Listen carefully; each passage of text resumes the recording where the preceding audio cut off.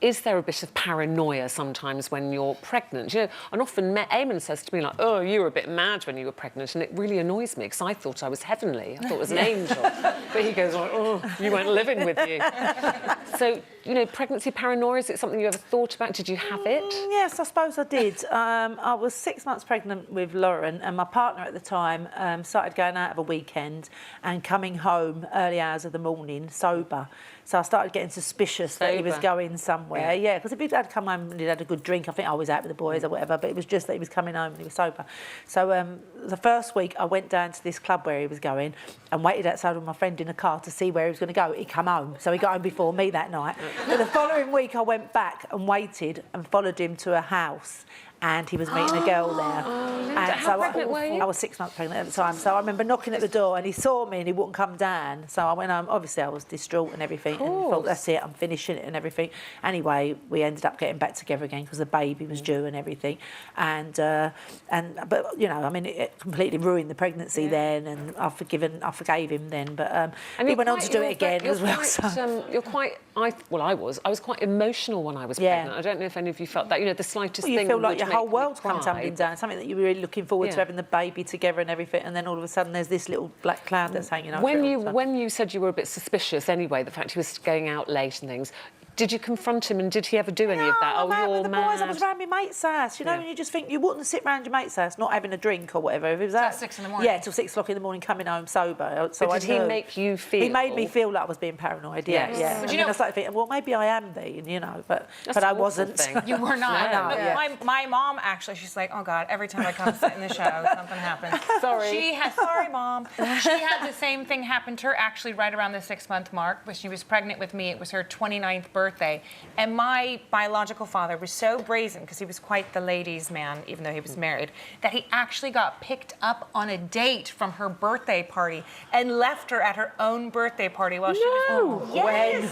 When? You must have a better picker. But that's awful. Yeah, and she did, you know, the same thing, but she was having the baby, they stayed together, you know, but I can't imagine, I mean, if I think about when I was pregnant, I had my own, you know, you have insecurities because you don't feel physically your most attractive. I mean, I know there's, oh, you're glowing. You're gorgeous. You're glowing. That was like right before I gave birth. I have to ask you, because you're married to Robbie Williams, the pop star. You know, we know that the groupies hanging around wherever they go on tour, whatever. Did you ever have anything happen to you like that? Because that was about 2 or 3 days before I gave birth to Teddy, and about 4 or 5 days before I gave birth to Teddy, because Rob was promoing Take the Crown, I believe.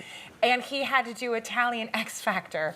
And on the stage with him, now I am like leaky, gross, sweaty, stinky. Cankles. Swollen. There is nothing, the hair is dirty on the top of the head, sweatpants all elasticated, the same ones I slept in.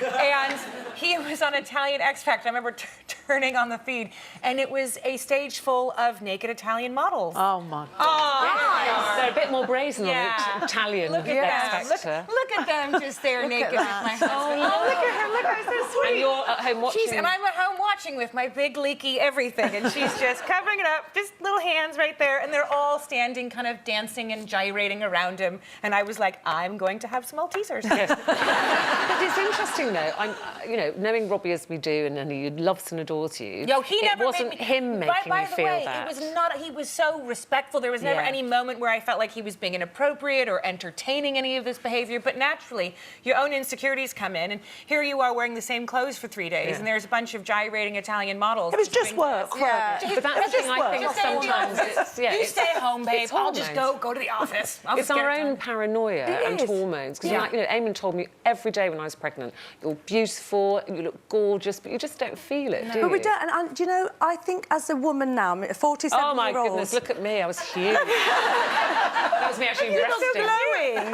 But you're resting your bump on the bed. On the bed because it was so heavy. I was like, oh. Now I can just rest my stomach on the bed. But you know what? I think we women and hormones, you know, I do get annoyed now when people go, oh, it's just time of the month, it's the hormones.